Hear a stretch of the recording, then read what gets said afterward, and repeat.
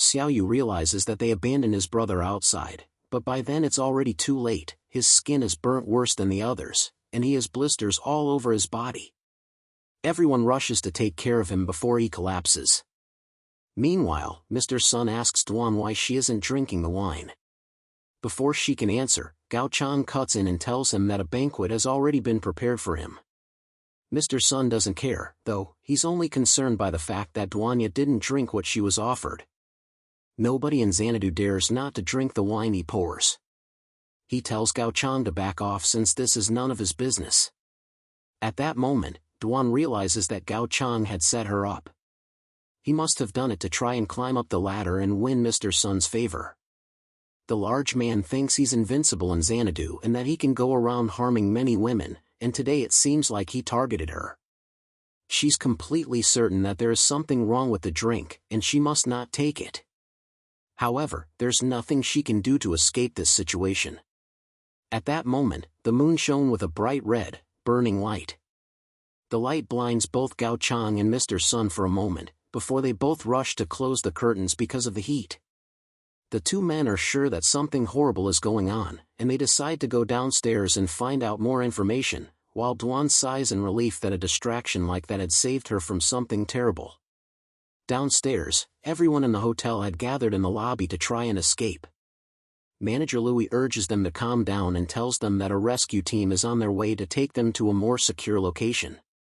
The people don't seem convinced, and chaos starts to burst out in the lobby. Meanwhile, Gao Chang makes his way downstairs and asks someone what's going on. He explains that there was a sudden temperature rise, and the news had reported that hundreds of people had already been injured. Mr. Sun tries to call up one of his friends to send someone to pick him up from the hotel, but they tell him that right now they're working to make sure that there aren't any power issues, and because of that, nobody is available to come over and pick him up. Day is still burning in the corner from his direct exposure to the sunlight. His men tell him that he needs to go to the hospital, while he screams in pain every time someone touches him. But with it being so hot outside, there's no way they will be able to get to the hospital. He tries to call one of his other men, Xiada, to drive over there and pick him up. Xiada is already in the underground garage of their real estate headquarters, and he starts driving out to go and pick them up at the hotel. Because he's underground, he can't feel the heat as much as others can, until he drives into the street and notices that everywhere is bright, as if it were still daytime. Then his tires blow out, and the car stalls on the road. He's forced to step out of his car and run back to the building.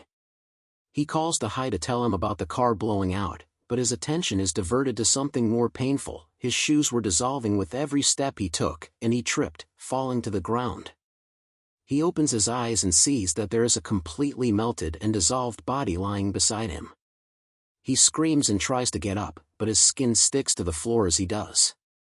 The heat had already melted most of his face and stuck him to the ground. Back at the hotel, all that day and his crew hear loud screams coming from the phone as the heat roasts Xiaoda on the ground.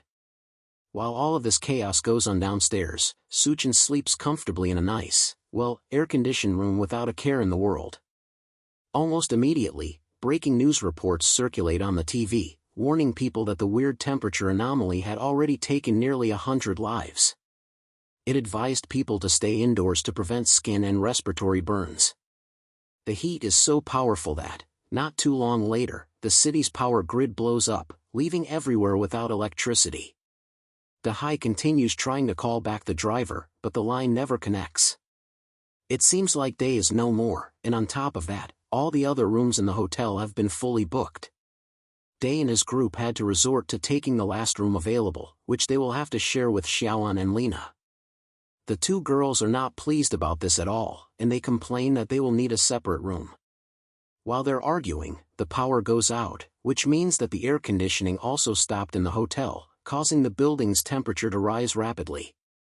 If they don't leave the room, they'll suffocate from the high temperature.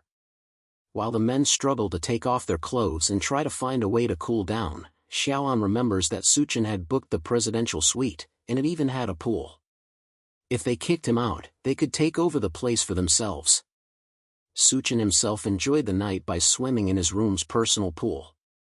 In his last life, the city's electricity had hidden dangers due to improper maintenance. No matter how much manpower was invested, the city's electricity still exploded despite everything they tried to do. Because of that, all the users connected to the city's electricity were affected. That's why he specifically chose a room with a pool, and he also prepared multiple vertical air conditioners with large backup batteries to ensure that the room stayed at a reasonable temperature.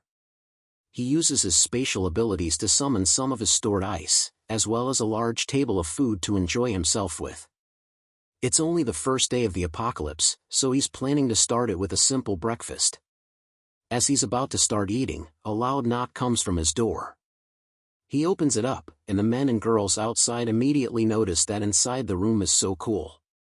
As soon as he opens the door, they notice the lineup of air conditioners and the multiple blocks of ice that are keeping the room cool. The women shout at him for being selfish and enjoying all this luxury while they roast outside. They try to force him to leave the room for them, while Day reminds him that he owes a lot of money to his business.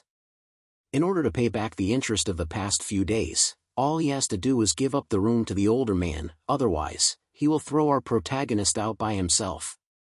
Suchin is having none of that and pulls out a gun as self-defense before firing a shot right at Day's stomach. He warns them that if they take one more step forward, then he will take another shot. The sight of a gun causes them all to freeze, while Day stares down in shock at the bullet wound in his stomach. Since they haven't left his doorway yet, he takes another shot, this time at Day's leg. Then he tells them that he'll count to 3, and if they haven't disappeared from his sight, then he'll unload more bullets at them. The group doesn't need any more info and they escape while they can. Back in the hotel's lobby, Gao Chang demands to know why there's no food in the whole hotel. The manager apologizes and tells them that a few days ago, someone booked 1,000 tables for a banquet, and because of that, they almost ran out of ingredients to cook. They were supposed to get another delivery today, but the heat wave is clearly stopping that from happening. Since there isn't enough left, Mr. Sun demands that all the water and food get brought to him instead. The people in the lobby protest at that, and they try to attack him, but his thugs just barely protect him from the crowd.